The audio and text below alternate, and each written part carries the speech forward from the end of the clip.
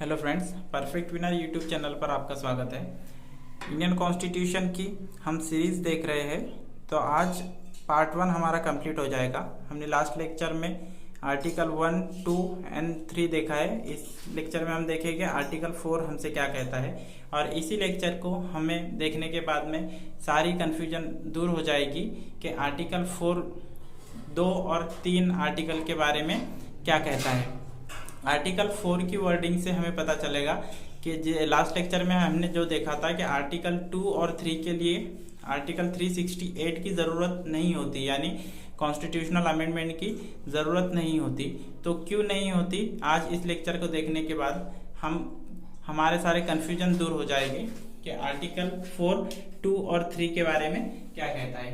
Article 4 में लिखा है कि आर्टिकल 2 एंड 3 से रिलेटेड कोई भी लॉ जब बनेगा तब शेड्यूल 1 और शेड्यूल 4 में चेंजेस होंगे, जो कि लास्ट लेक्चर में हमने देखा है कि आर्टिकल 1, आर्टिकल 2 और आर्टिकल 3 और आर्टिकल 4 ये हमें भारत का संघ राज्य क्षेत्र और उसके बारे में इंफॉर्मेशन देता है। तो आर्टिकल 2 में हमने देखा है कि आर्टिकल 2 का रिलेशन आर्टिकल 1 का सबसेक्शन 3 से है, यानी भारत द्वारा अर्जित क्षेत्र जो हो गए उनसे आर्टिकल 2 का रिलेशन है। और आर्टिकल 3 का रिलेशन है कि भारत में नए राज्यों का निर्माण या फिर जो राज्य अस्तित्व में है उन राज्यों का नाम चेंज करना या फिर उसकी सीमा चेंज करना या उसका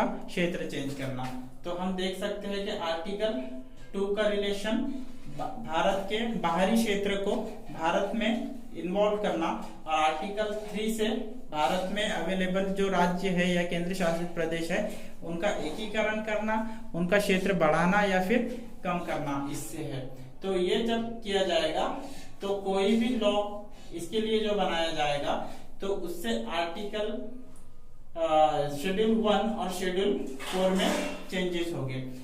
लेकिन आर्टिकल 4 में हमें ये चीज बताई गई है कि 2 और 3 इन आर्टिकल का जब कोई भी चेंजेस किया जाएगा इन दोनों आर्टिकल्स के अंदर, तो उसकी वजह से आर्टिकल 368 यानी घटना दुरुस्ती यानी अमेंडमेंट की जरूरत नहीं होगी। क्यों नहीं होगी? क्योंकि 1947 में जब इंडियन कॉन्स्टिट्यूशन बन रहा था उस वक्त अलग अलग रियासतों का एकीकरण भारत द्वारा किया गया था। तो उन रियासतों के एकीकरण के लिए जब हमें आर्टिकल 368 के अनुसार घटना दुरुस्ती करनी होती या फिर अमेंडमेंट करना होता तो बहुत सारे अमेंडमेंट इंडियन कॉन्स्टिट्यूशन में उसी वक्त हो जाते।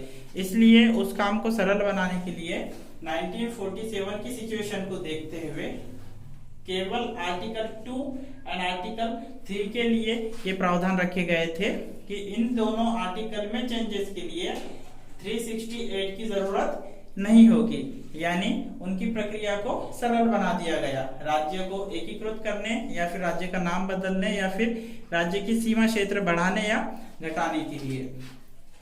आर्टिकल 2 और 3 के लिए इसलिए 368 की जरूरत नहीं होगी। और एक रीजन ये भी है कि आर्टिकल 368 यानी अमेंडमेंट के लिए स्पेशल मेजोरिटी चाहिए होती है। स्पेशल मेजोरिटी यानी 66% हो सकता है या फिर 75% हो सकता है या फिर 66% प्लस 1/2 प्लस 1 स्टेट, इतनी मान्यताएं लेनी हो सकती है। इसलिए आर्टिकल 368 अगर आर्टिकल 2 एंड 3 पर एप्लीकेबल किया जाता तो ये प्रक्रिया बहुत ही कॉम्प्लिकेटेड हो जाती। इसलिए इस कॉम्प्लिकेशन से बचने के लिए आर्टिकल 2 और 3 के लिए 368 की जरूरत नहीं रखी गई है। इसके लिए सिर्फ ये रखा गया है कि 50% प्लस 1 यानी नॉर्मल मेजोरिटी से ही आप इन क्षेत्रों में बदलाव कर सकते हैं। इंडियन क्षेत्रों के अंदर कोई भी राज्य निर्माण करना हो या फिर नए राज्य की सीमा कम या ज्यादा करनी हो। आर्टिकल 2 इसका मतलब है कि सेडिंग यानी अर्जित क्षेत्र, किसी भी बाहरी देश से हम अगर कोई क्षेत्र लेते हैं उसे कहेंगे सीडिंग। तो सीडिंग के लिए ही सिर्फ आर्टिकल 368 की जरूरत है, अन्य मामलों में नहीं। अगर भारत के राज्य क्षेत्र में अगर किसी राज्य का नाम बदलना है, सीमा बदलना है, क्षेत्र कम या ज्यादा करना है, तब हमें सिर्फ सिर्फ सादे बहुमत की ही, नॉर्मल बहुमत की ही जरूरत पड़ेगी, जो कि 50% प्लस 1 होता है, जो कि अब हम प्रेजेंट में देखते हैं कि 545 हमारी लोकसभा की सदस्य संख्या है, तो उसका 50% हो जाएगा 273। तो 273 हमारा हो जाएगा नॉर्मल मेजोरिटी। इतनी अगर मेजोरिटी लोकसभा के पास है तो वो आर्टिकल 2 और 3 में चेंजेस कर सकते हैं राष्ट्रपति की पूर्व सम्मति से। और राष्ट्रपति ने अगर पूर्व सम्मति दे दी तो बाद में जब ये बिल राष्ट्रपति के पास जाएगा तब राष्ट्रपति इसे डिनाई नहीं कर सकते, उस टाइम उन्हें उसे मान्यता देनी ही होती है। और आर्टिकल 2 से सीटिंग हम अगर देखेंगे तो सीटिंग अगर करना हो तो आर्टिकल 368 का इस्तेमाल करना होगा। ये चीज हम कल लास्ट लेक्चर में देख चुके हैं कि बेरूबारी यूनियन का केस जब हुआ था तो 1960 में 9 कॉन्स्टिट्यूशनल अमेंडमेंट से ये चीज सर्वोच्च न्यायालय द्वारा स्पष्ट की गई थी कि आर्टिकल 368 का इस्तेमाल करके ही हम बाहरी देश से हमारा भू हस्तांतरण कर सकते हैं, अन्य मार्ग से नहीं।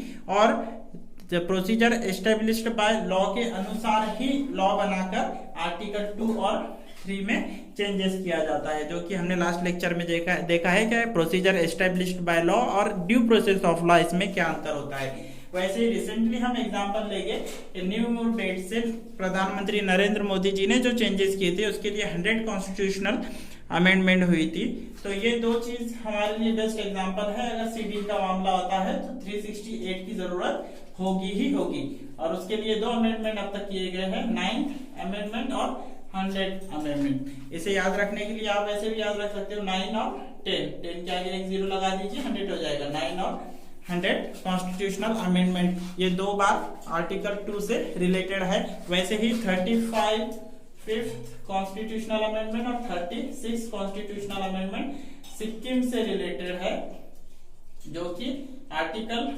2A 35th कॉन्स्टिट्यूशनल अमेंडमेंट से डाला गया था और 36 कॉन्स्टिट्यूशनल अमेंडमेंट से उसे निकालकर पूर्ण राज्य का दर्जा दिया गया था, हम जो लास्ट लेक्चर में देख चुके हैं। कल के लेक्चर में हम देखेंगे दोस्तों कि आर्टिकल 5 से लेके आर्टिकल 11 जो कि भारत के सिटीजनशिप के बारे में है, तो उन आर्टिकल को भी हम करंट एग्जाम्पल्स के जरिए जानेंगे और देखेंगे कि CAA और NRC भी उसके अंदर क्या इफेक्ट करती है। इन सब चीजों को हम डिटेल में जानने की कोशिश करेंगे। Okay, thank you.